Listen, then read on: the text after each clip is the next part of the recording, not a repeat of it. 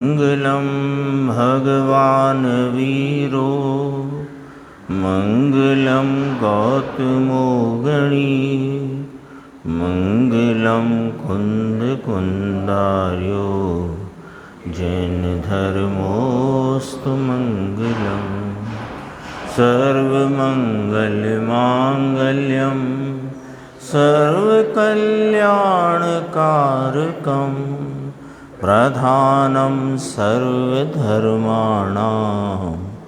जैनं जयतु शासनं सहजानंद चैतन्य प्रकाशाय महीयसे नमो अनेकांत विश्रांति महिमने परमात्मने।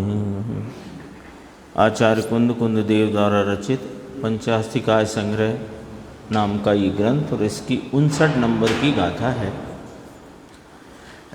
गाथा का पाठ करते हैं।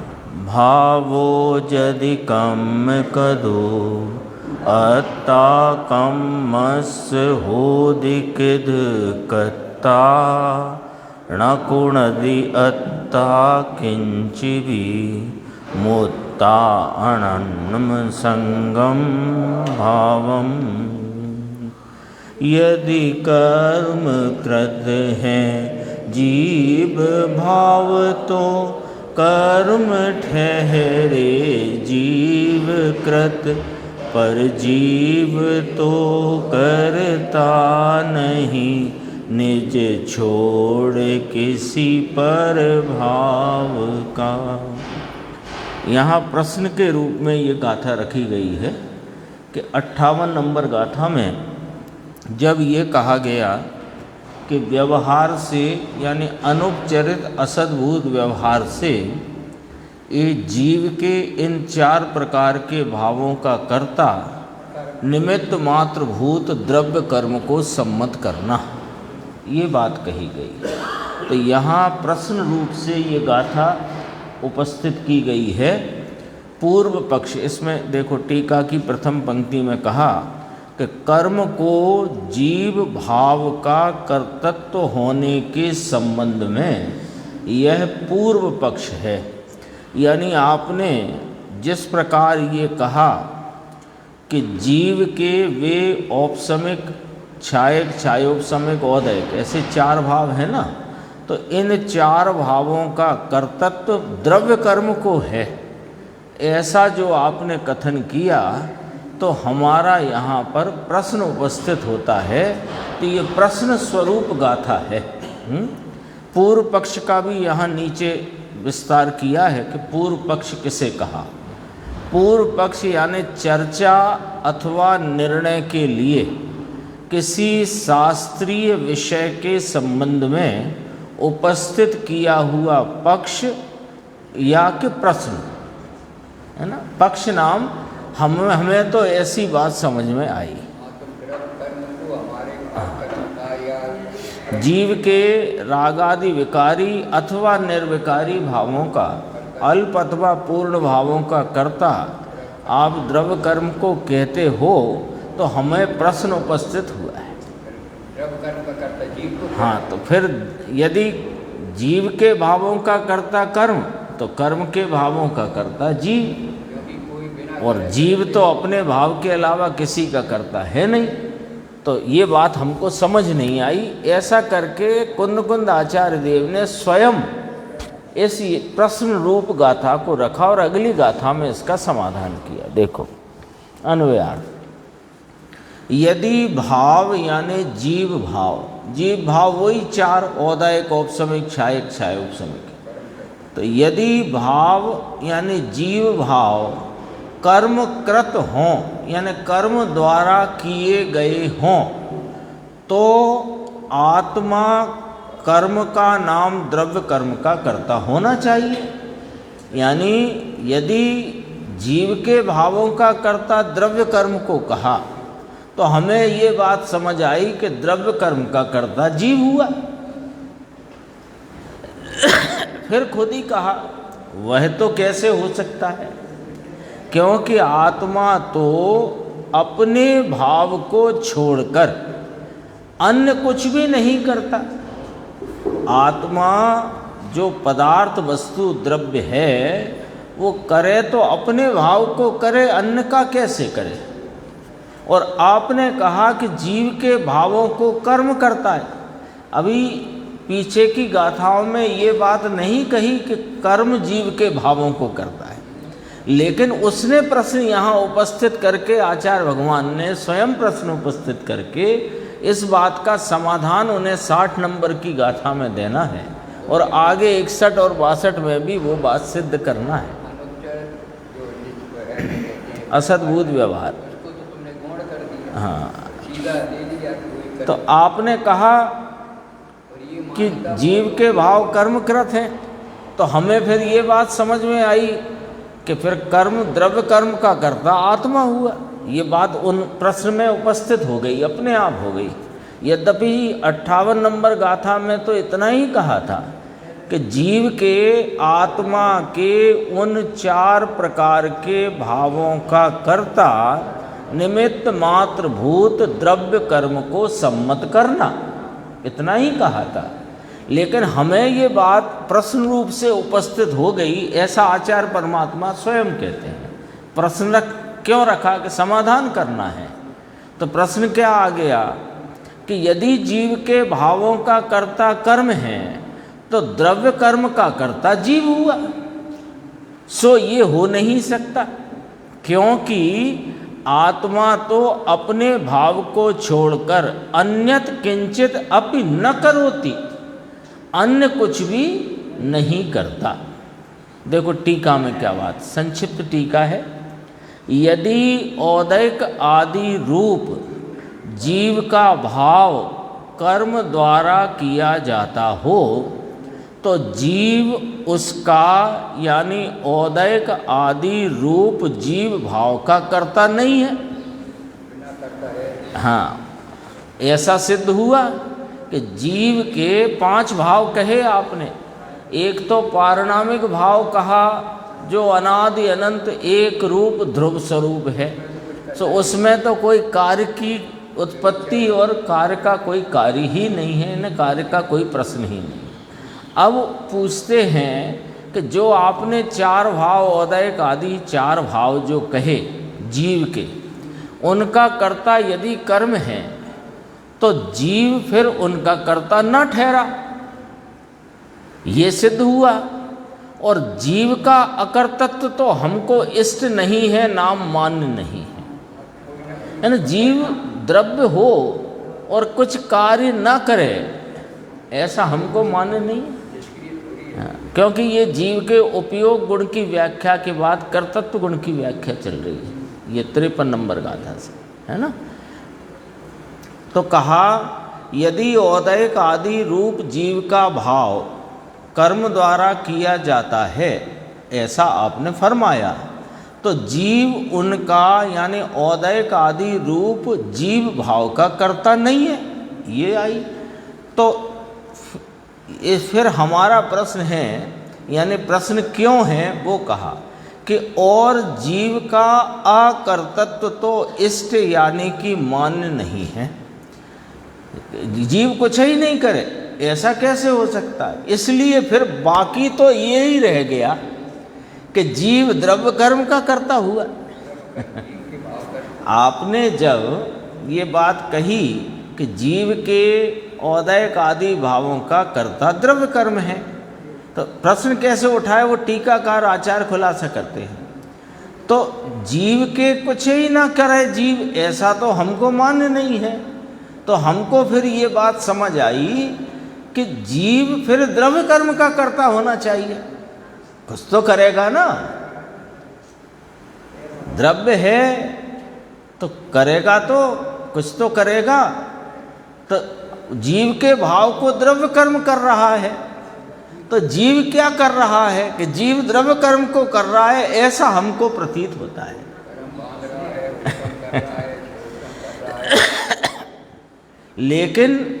लेकिन हमारा प्रश्न है वह तो कैसे हो सकता है, जीव द्रव्य कर्म के भावों को करे, ऐसा कैसे हो सकता है क्योंकि निश्चय नय से यथार्थ पने वास्तविकता में, असलियत में तो आत्मा अपने भाव को छोड़कर अन्य कुछ भी नहीं करता। अब इधर से पढ़ो इस टीका को। चूंकि वास्तव में तो आत्मा अपने भाव को छोड़कर अन्य कुछ भी नहीं करता, इसलिए आत्मा करे तो अपने भाव को करे, अन्य के भाव को क्यों करे, है ना। तो फिर जब आत्मा अपने भावों को करे, अन्य के ना करे, और आत्मा के भावों का कर्तृत्व तो आपने कहा कि द्रव्य कर्म का सम्मत करना चाहिए, तो आत्मा के भाव को द्रव्य कर्म करे और आत्मा कुछ ही ना करे, तो हमको ये लगा कि फिर आत्मा द्रव्य कर्म को करे, बंध आदि भावों को। सो ऐसा हो नहीं सकता, क्योंकि निश्चय न से तो आत्मा अपने भाव को छोड़कर अन्य कुछ भी नहीं करता। ये गाथा की टीका।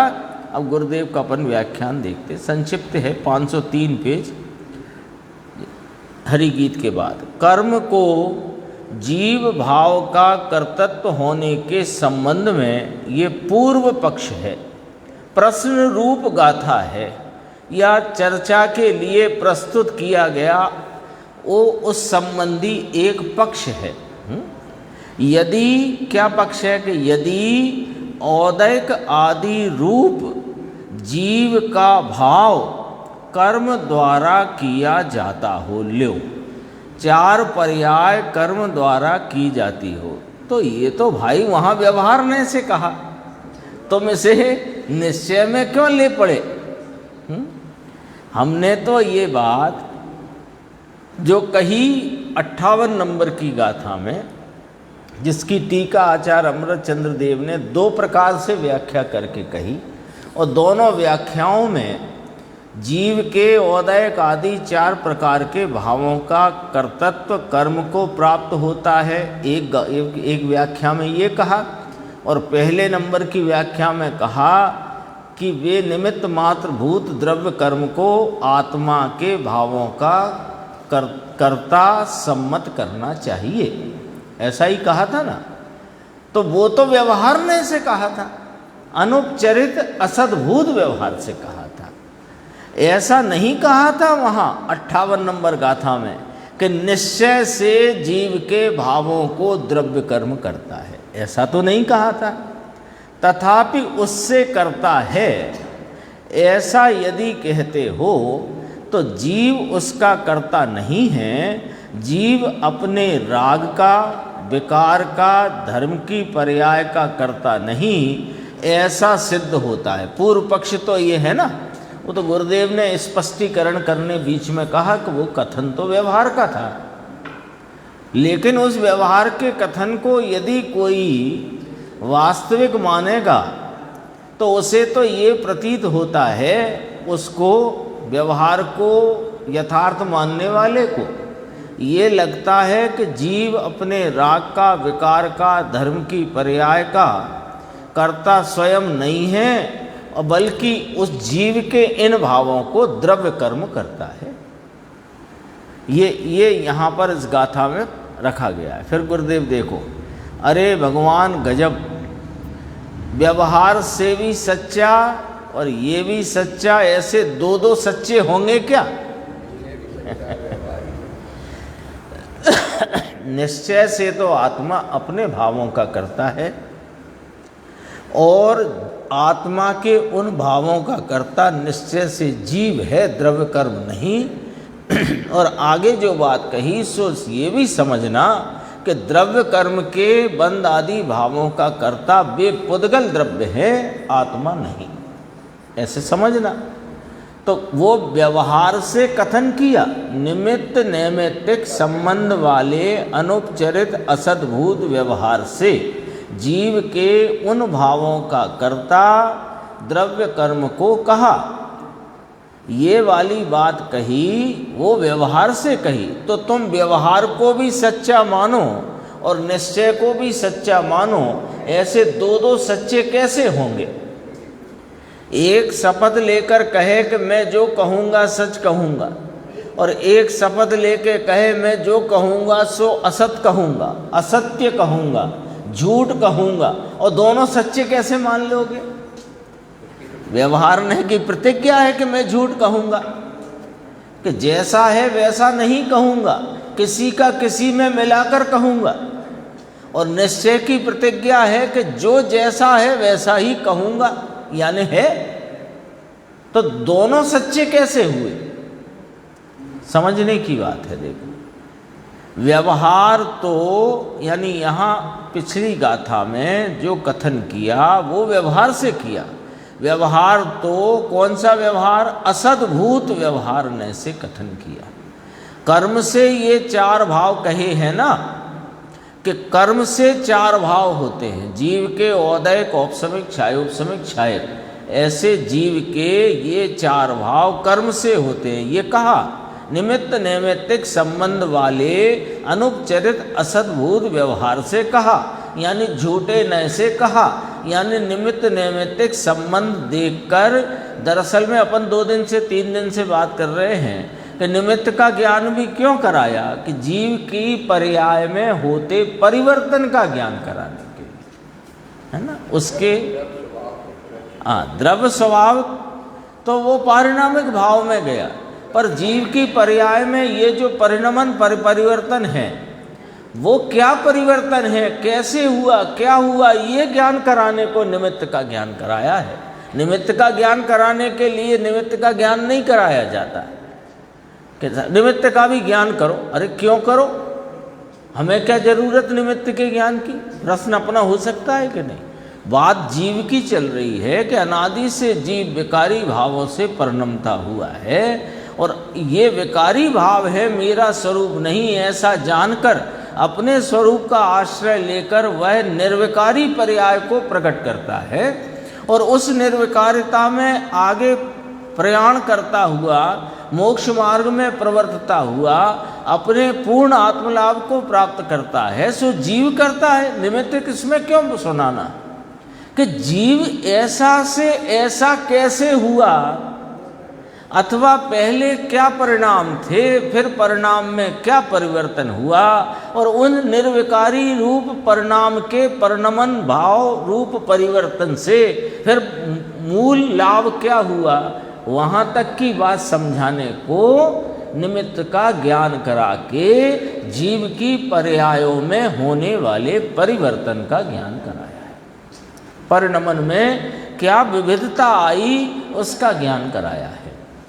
देखो, कर्म बिना नहीं होते ऐसा कहा ना, तो यहाँ शिष्य का तर्क है, तर्क उसका व्यवस्थित है। ऐसा तर्क नहीं है कि उसने हवा में से कोई तीर छोड़ दिया, तर्क उसका व्यवस्थित है।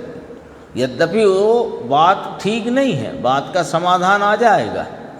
यदि उदय आदि अर्थात चारों ही भाव, औदयिक, औपसमिक, क्षायोपसमिक, क्षायक, कर्म भाव कर्म द्वारा किए जाते हों तो जीव उनका कर्ता नहीं।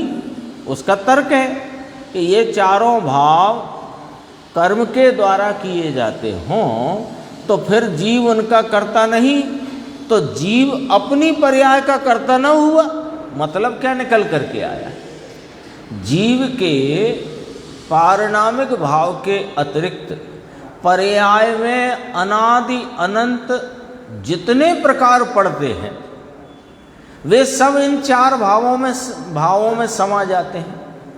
तो इन चार भावों का कर्तापना आपने द्रव्य कर्म को सौंप दिया, तो फिर जीव उनका कर्ता नहीं है, तो इसका मतलब जीव अपनी पर्याय का कर्ता नहीं है। तो हमें ये लगता है कि जीव अपनी पर्याय का कर्ता नहीं है तो करे ही नहीं, ऐसा कैसा द्रव्य? तो द्रव्य कर्म का कर्ता होगा। आपने संबंध बना दिया है दोनों का कि द्रव्य कर्म जीव के भावों का कर्ता, तो हमें ये लग रहा है कि जीव के भाव द्रव्य कर्म के कर्ता। तो कहा भाई वो तो परस्पर व्यवहार है, असलियत नहीं। वो कहेंगे अब कहा ना, जीव का अकर्तत्व तो इष्ट यानी मान्य नहीं है, जीव करता ही नहीं, ये बात तो ठीक नहीं है। इसलिए ये शेष रहा। फिर बातें क्या बची ये न्याय निकला कि जीव द्रव्य कर्म का कर्ता होना चाहिए, है ना। आगे स्पष्टीकरण है, देखो।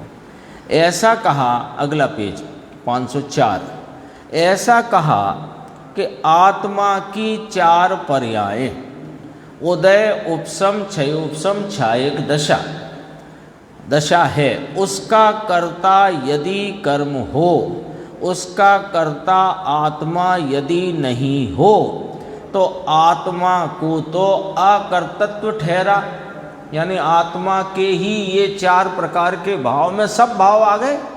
अब आत्मा कोई पर्याय कोई नहीं कर रहा, उसकी तो इन पर्यायों को द्रव्य कर्म कर रहा है, ऐसा तर्क है उसका। आत्मा अकर्तृत्व होने से फिर क्या हुआ, कर्ता तो होना चाहिए ना, तो द्रव्य कर्म का कर्ता हुआ।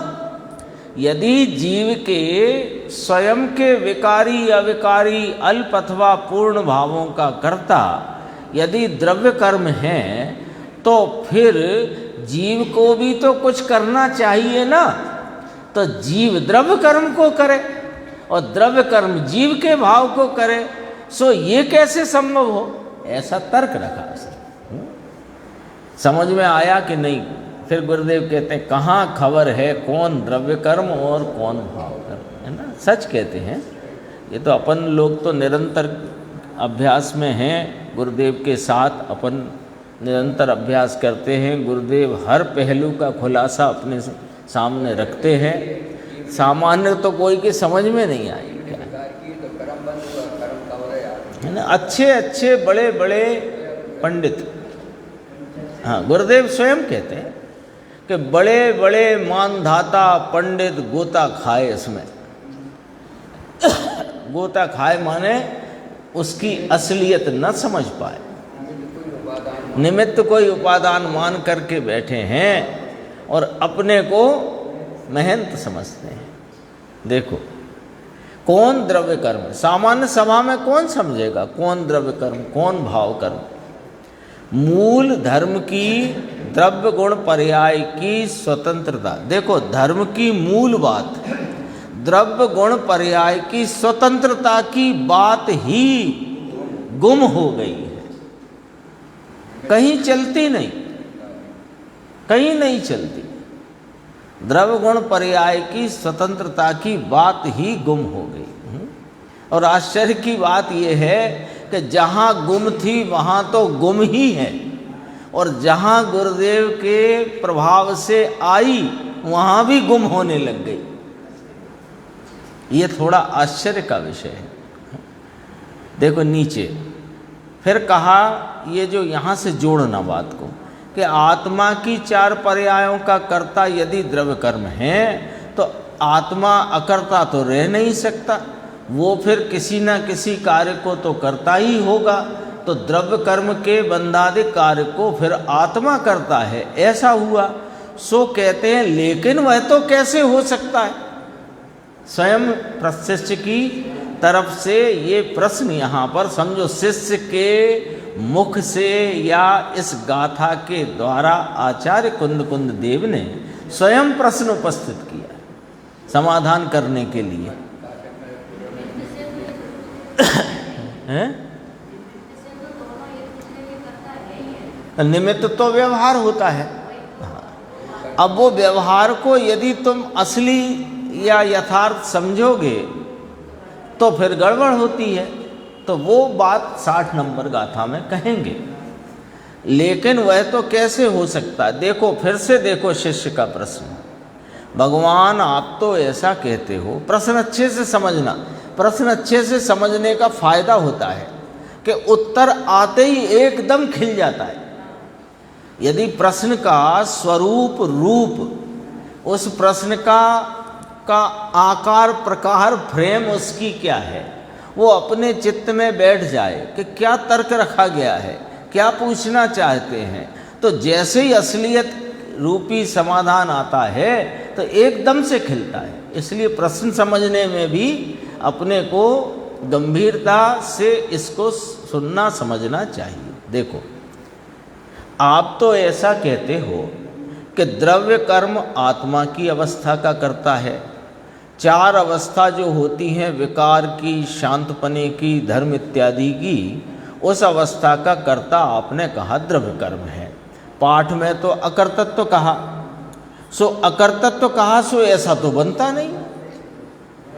आत्मा द्रव्य है और वो उसके पर्यायों का कर्ता आपने द्रव्य कर्म को सौंप दिया, तो ये क्या करे? कुछ ही नहीं करेगा क्या? कुछ तो करेगा ना। तो करेगा तो फिर जब इसके भाव को वो कर रहा है तो जीव उसके भावों कर रहा होगा, लेकिन ऐसा हो नहीं सकता, है ना। वो प्रश्न के साथ ये तर्क भी साथ में है। कर्ता तो है, तो कर्ता अपना ना हुआ तो क्या फिर जड़ की पर्याय का कर्ता हुआ? जड़ की पर्याय अपनी पर्याय की कर्ता, जड़ माने द्रव्य कर्म, तो जड़ की पर्याय अपनी पर्याय की कर्ता और अपनी पर्याय जड़ की पर्याय की कर्ता हुई। ऐसा हुआ तो ऐसा तो बनता नहीं। ऐसा तो हो नहीं सकता। समझ में आया? स्वयं ने कहा ऐसा तो हो नहीं सकता। आगे देखते हैं, देखो 505 पेज, इसमें बहुत थोड़ा विस्तार से बात आई।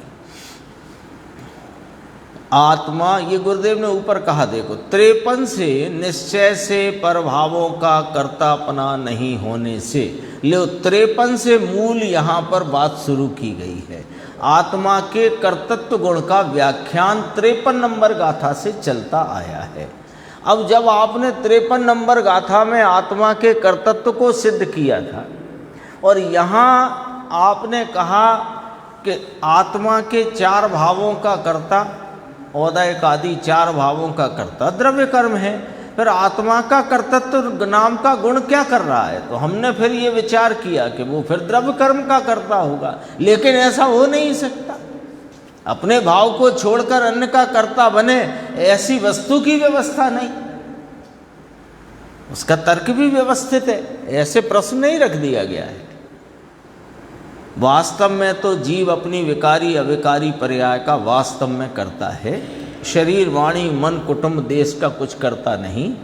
पर जीव की अवस्था का और पर अजीव की अवस्था का जीव, यानी पर वस्तु अजीव जीव की अवस्था को और पर अजीव की अवस्था को जीव कभी तीन काल में करता है नहीं।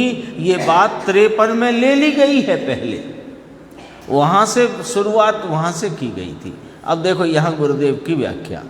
आत्मा अपने अस्तित्व में, मौजूदगी में, हयातीपने में, विकार करो या धर्म की पर्याय करो, उस स्वभाव का कर्ता या स्वभाव, स्वभाव माने अपना निज भाव, उसका कर्ता यानी अपने भाव का कर्ता आत्मा है।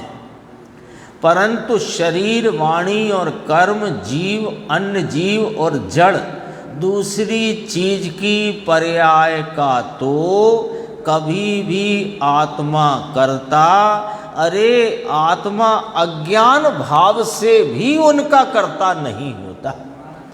उनका कर्ता मैं हूँ ऐसा अज्ञान भले छा रहा हो, लेकिन वह उन भावों का कर्ता नहीं है।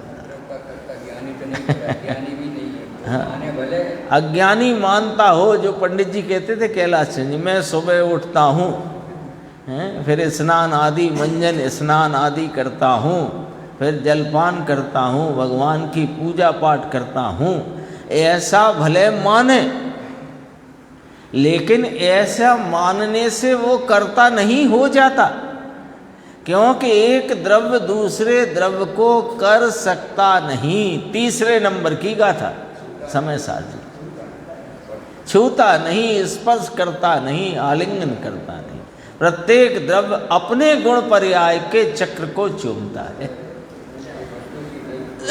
ये पहले ये झंडा लेकर के पूरा जनागम में चले जाओ, कोई रोकने वाला नहीं है। ये झंडा लेके, जैसे कहीं जाना हो, बहुत भीड़ भाड़ हो, तो भाई जब तक वो पास नहीं हो तो नहीं जा सकते। यहाँ पर ये ही पास है। पास माने ये ध्वज लेकर के चलो कहीं कोई अड़चन नहीं है। कैसा ही कोई जिनागम में किसी भी शैली से, किसी भी अनुयोग में कुछ भी आप उसका स्वाध्याय करो, अध्ययन करो, आपको कहीं कोई उलझन होगी ही नहीं। निमित्त को निमित्त समझो, उपादान को उपादान समझो, निश्चय को निश्चय समझो, व्यवहार को व्यवहार समझो, और सब परिणाम क्रमबद्ध होते हैं। 5 पॉइंट है, बस चले जाओ दौड़ लगाते। सारा जिनागम आपके लिए एकदम समझो खुला है, कहीं कोई अड़चन रुकावट आने वाली नहीं। और जैसे भी कथन आएगा आपको पकड़ में आ जाएगा कि ये व्यवहार का है, अपने आप आ जाएगा। लौकिक में आ जाता है ना, अपने जरा में पकड़ में आ जाती है यथार्थ क्या है, व्यवहार क्या है ना? हाँ, आता है ना, अपन ने कई बार उदाहरण दिया। कौन साहब है, भाई जैसे ही हैं, तो बस समझ गए कि भाई नहीं है। कितनी देर लगी समझने में, अलग से कुछ व्याख्या नहीं करना पड़ी वहाँ। हमने भाई जैसा व्यवहार से कहा जाता है, निश्चय से ये भाई तो नहीं है, ऐसा कहना पड़ता है। ऐसे जिनागम में बार बार नहीं कहना पड़ता है, लेकिन ये ध्वज रखो ना हाथ में, गाथा नंबर 3 समय सार परमागम, कुंद कुंद भगवान, जिनका नाम मंगलाचरण में तीसरे नंबर पर गणधर देव के बाद स्मरण किया जाता है। और इस भरत भूमि पर कोई मुनि, कोई आचार्य, कोई दिगंबर जैन अपने को कुंद कुंद आचार्य की परंपरा वाला कहलाने में गर्व महसूस करता है, भले वो उनसे विपरीत दौड़ रहा हो वो भी।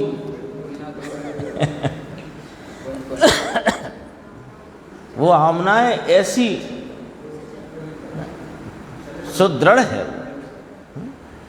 द्वितीय श्रुत स्कंद के कर्ता है वे। गणधर देव के बाद उनका नाम लिया जाता है। हाँ, अध्यात्म की का समझो कि इस भरत भूमि पर इस काल में प्रस्तुत करने का जो महान कार्य आचार्य कुंद कुंद देव ने किया है, वो कोई अभूतपूर्व कार्य हुआ है। अभूतपूर्व, अप्रतिम, अनुपम। क्यों कि जिस वस्तुवाद का, दृष्टिवाद का यहाँ पर उन्होंने प्रस्तुतिकरण किया, वह तो काल के प्रवाह में वो उसका तो वो तो समझो विलय हो गया था। क्योंकि आचार्य धरसेन तक तो बिना लिखा हुआ आगम चलता आया, और लिखने लिखवाने का विकल्प आचार्य धरसेन स्वामी को जब आया तब वे एक अंग के देश ज्ञाता थे। एक अंग रह गया था और उसके भी देश माने अंश रूप ज्ञाता थे। तब यहाँ पर वह सठखंडागम की रचना पुष्पदंत और भूतबली भगवान ने की। फिर इसके बाद कुंद कुंद आचार्य ने ये समझो अपने लिए कोई अनुपम भेंट मानो के समो शरण लेकर के यहाँ आ गए हों, ऐसी बात यहाँ पर करें। मानो तीर्थंकर ही, जबकि इस क्षेत्र में इस काल में तीर्थंकर का विरह है, उस विरह को भुला देने का काम किया। देखो बहुत गजब की बात है। आत्मा अज्ञान भाव से भी नहीं होता, ऐसा होगा ये पूछ रहे हैं गुरुदेव लक्ष्मीचंद भाई। तो ये सब धंधा वंदा वहाँ कौन करे? ये धंधा कौन करे? वहाँ नैरोबी में संकल्प विकल्प करे। संकल्प विकल्प औदैहिक भाव, उसका करता आत्मा। लेकिन वो कुम्हार वो घड़ा बनाने की इच्छा तो करे, पर घड़ा ना करे। घड़ा कौन करे? कि मिट्टी स्वयं घड़े को करे।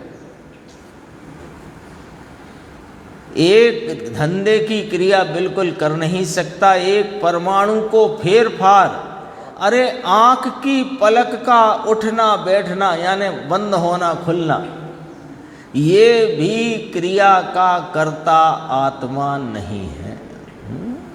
ये शब्द ऐसे ही निकले ऐसी इच्छा तो कर सके, पर ऐसा ही निकला है वो भाषा वर्गणा के परमाणु के परिणमन को जीव नहीं कर सकता।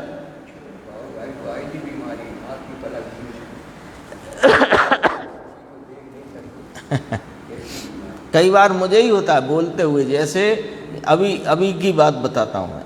जैसे आगे अक्षर जड़ लिखा है और पहले पर्याय लिखा है, तो पर्याय में रा बोलना चाहिए ना, तो वहाँ ड़ा बोल जाता है। तो कौन ने किया ये काम? तो पर्याय का पर्याय हो जाए, वो आगे का जड़ दिख गया ना, हो जाता है ऐसा। बोलना चाहते हैं पर पर्याय, पर निकला पर्याय नहीं कर सकता। पलक की ये गुरुदेव की भाषा में आँखनी पापड़ हला सके नहीं, पापड़ आँखनी पापड़ हला सके नहीं।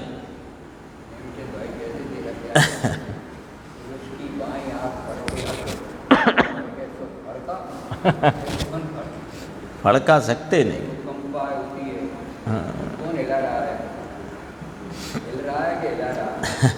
देखो कहते हैं, कहो बराबर है ये बात, ये तो यहाँ सिद्ध करना है। ये प्रकरण इस प्रश्न का नहीं है, ये प्रश्न के समाधान का अधिकार चलता है। प्रश्न तो यहाँ पर प्रस्तुत किया है, पर का किंचित करता नहीं, और अपनी पर्याय में विकार करो या धर्म की पर्याय करो, जीव उन भावों का अपने भाव का कर्ता आप है, यह तो यहाँ सिद्ध करना है। और ये बात को ले जा करके 62 नंबर गाथा, जिसको गुरुदेव बहुत याद करते हैं, पर कारकों से निरपेक्ष। विकार भी जीव की पर्याय में होता, विकार भी पर कारकों से निरपेक्ष स्वतंत्र होता है, और उसका कर्ता जीव स्वयं है। पश्चात यहाँ विकार का कर्ता नहीं, ये तो बाद में आया। 53 नंबर से तो बात यही चली थी कि जीव के कर्तृत्व गुण की व्याख्या, जीव अपने कर्तृत्व गुण के द्वारा या कर्तृत्व गुण के कारण से अपने प्रति समय होते विकारी अविकारी अल्प अथवा पूर्ण भावों का कर्ता जीव है। फिर बाद में आया, भाई जहाँ जो है उसे समझना चाहिए। विकार का कर्ता जीव है पर नहीं, समझ में आया। परंतु फिर जब स्वभाव दृष्टि बतलानी हो, भगवान ज्ञानानंद स्वभाव, उसकी जब बात बतानी हो, तो वह विकार की पर्याय का कर्ता किस प्रकार होगा ये कहेंगे। यदि विकार का कर्ता हो तो परिणमन तो पारनामिक स्वभाव शुद्ध रहता नहीं, परंतु वह तो अशुद्ध का कर्ता पारनामिक भाव अशुद्ध हो गया क्या? ऐसा प्रश्नवाचक आना समझ में आया। ये दूसरी बात है, ये वाली बात यहाँ नहीं चलती है, पर गुरुदेव सारे पहलू एक साथ अपने सामने सब न्याय रखते हैं। गजब बात भाई, हमारे फावा भाई कहते थे, सवेरे आपकी चर्चा में कुछ आता है, दोपहर में कुछ आता है। सवेरे कहो कि आत्मा विकार का कर्ता कैसे होए, आत्मा तो निर्विकारी अनादि अनंत ध्रुव स्वरूप निर्विकारी तत्व है, वो विकार को कैसे करे। और यहाँ कहे कि अपने विकारी भावों का कर्ता जीव आप ही है। साहेब हमें क्यों उलझाते हो आप? वे कहें फावा भाई कि हमें इसमें निर्णय क्या करें हम, आप तो सुबह कह गए कि विकारी पर्यायों का कर्ता आत्मा तीन काल में नहीं, और अब कहा कि अपने विकारी भावों को अथवा अविकारी भावों को जीव स्वयं करे। क्या निर्णय करना है हमें ये बता दो। गुरुदेव कहते हैं बुद्धि थोड़ी है, इसमें निर्णय में कोई उलझन नहीं है। ये कल भी तीन बातें आई थी, है ना, कि जब दो द्रव्यों के बीच में भिन्नता की बात हो तो अपने विकारी अविकारी सर्व पर्यायों का कर्ता जीव है, अन्य द्रव्य नहीं, और अन्य द्रव्य की पर्याय का कर्ता जीव नहीं। ये दो द्रव्यों की भिन्नता की बात चले, यहाँ कर्तापने से ले रहे हैं अपन। और जब स्वभाव और परिणति में रहे विभाव विकार के बीच में भिन्नता की बात चले, तो जीव अपने स्वभाव रूप पवित्र भावों का कर्ता तो है, विकारी भावों का कर्ता नहीं। फिर अभी एक स्टेप और बाकी है कि जीव जो अनादि अनंत एक रूप ध्रुव स्वरूप रहने वाला जो भाव है, जो दृष्टि का विषयभूत भाव है, जिसे यहाँ पारिणामिक भाव कहा, उसको और पर्यायों के बीच का भेद ज्ञान हो, भिन्नता की बात हो, तो वो पारिणामिक भाव स्वरूप जीव आत्मा किसी पर्याय को भी नहीं करता, पर्याय की करता पर्याय है। वो पर्याय में आता नहीं, पर्याय उसमें प्रवेश करती नहीं। तीन स्टेप ये ख्याल में रखो तो कोई उलझन कहाँ है, बताओ आप।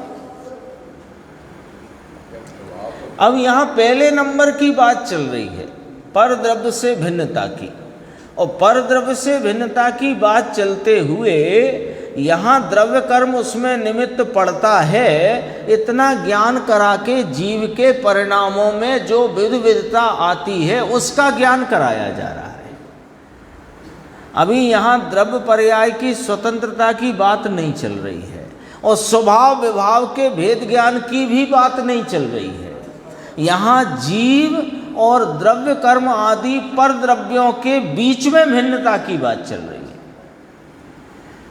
तो गुरुदेव ने कहा ना, जहाँ जो जिस प्रकार से कहा जाए उसे उस प्रकार से समझना। इसलिए सदैव यह जानना जरूरी है कि हम जिस विषय की स्वाध्याय कर रहे हैं उसका क्या अधिकार है, उस अधिकार में जो गाथा सूत्र आया है उसकी क्या उत्थानिका है, मथाले में उत्थानिका में क्या सिद्ध करना है आचार्य परमात्मा, और किस ग्रंथ की है।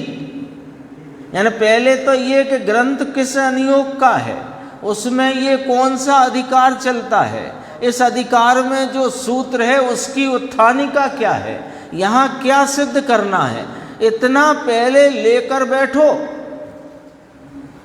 तब दो चार लकीरों की बात भी तभी समझ आएगी। भले इतनी सी हो, छोटी हो, टीका तो बहुत छोटी है इसकी। देखो, बुद्धि थोड़ी बीत राग जैन तत्व सूक्ष्म है, और किस अपेक्षा से कथन है ये जाने बिना एकांत में ले जाए, दृष्टि में विपरीतता हो जाएगी, ये कहते हैं। बात को समझ नहीं पाओगे, भगवान की कथनी का माल आपको मिलेगा नहीं। 60 नंबर गाथा अपन पढ़ते हैं, थोड़ा अपने को समाधान का क्या स्वरूप है वो सामने आएगा। भावो कमणिमित्तो कम्मम पूर्ण भाव कारणम हवदी णदुते सिम खलु कत्ता न वीणा भूदा दुकतारम। कर्म निमित्तक भाव होते और कर्म भाव निमित्त से अन्योन्य नहीं करता, तदपि करता बिना नहीं कर्म है। 3 बातें कह दी एक गाथा में, समाधान रूप से 3 बातें कह दी। देखो अपन पढ़ते हैं, ये उत्थानिका ये है कि पूर्व सूत्र नाम 59वीं गाथा में जो पूर्व पक्ष कहा गया था उसके समाधान रूप यहाँ सिद्धांत प्रस्तुत करते हैं।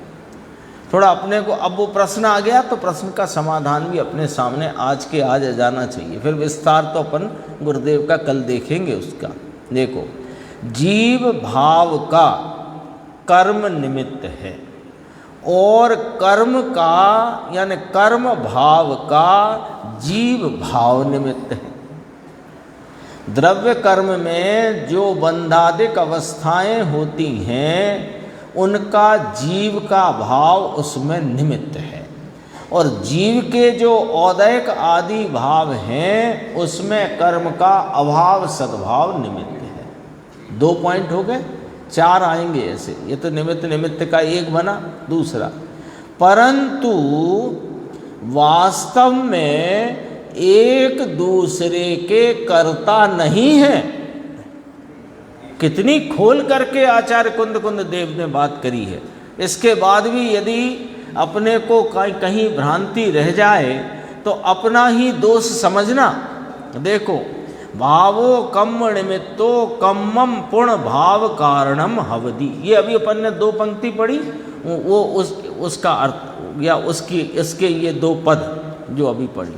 णादु तेसिम खलु कत्ता, वे एक दूसरे के कर्ता नहीं हैं वास्तव में। खलु ना बिना भूदातु कत्तारम, और कर्ता के बिना कार्य होता नहीं। क्या गजब का, देखो 60 नंबर गाथा, कितने गजब। खुल्ला खुल्ली बात है, बताओ कहाँ उलझन है। दूसरी अपेक्षा भी कहो, काय को कहें दूसरी अपेक्षा, एक तो समझ लो तो दूसरी अपने आप समझ आती है। दूसरी की जरूरत कहाँ है। जब मैंने कहा ये बायां है तो दूसरा दायां ही है ना, ये अपने आप नहीं समझ में आ सकती क्या? नहीं नहीं, आप बोलो ये बायां है और ये दायां है, ले बोल दिया, अब क्या कर लिया। जब कहा कि ये बायां हाथ है जिसमें घड़ी दिख रही है, तो जिसमें घड़ी नहीं है वो दायां है, अपने आप नहीं समझ में आ सकती ये बात। और ये बात यहाँ देखो कितनी स्पष्ट आचार्य भगवान ने कही।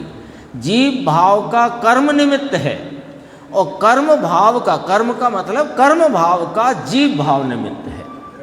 ना तो तेसाम खलु करता, परंतु वास्तव में यथार्थतया एक दूसरे के कर्ता नहीं है। ना तो कर्तारम बिना भूता, अरे कर्ता के बिना होते हैं ऐसा भी नहीं है।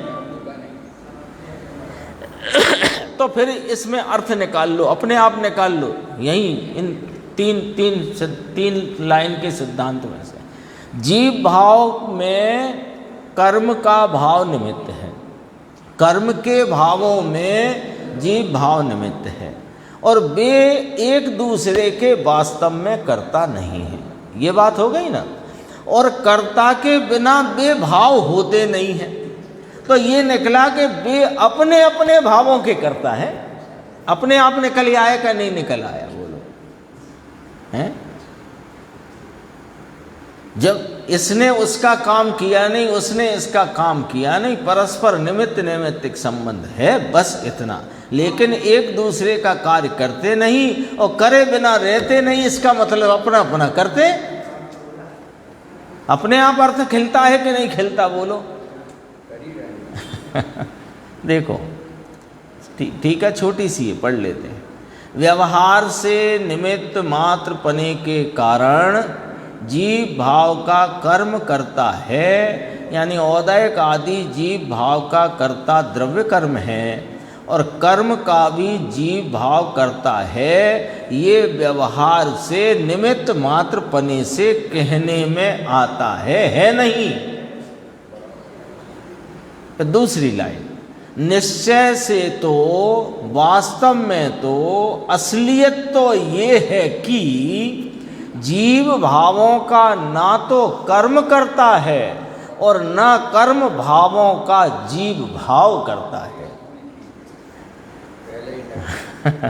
फिर अब तीसरी बात, वे यानी जीव भाव और द्रव्य कर्म, वे जीव भाव और द्रव्य कर्म के भाव, ऐसे लो, वे कर्ता के बिना होते हैं ऐसा भी नहीं है।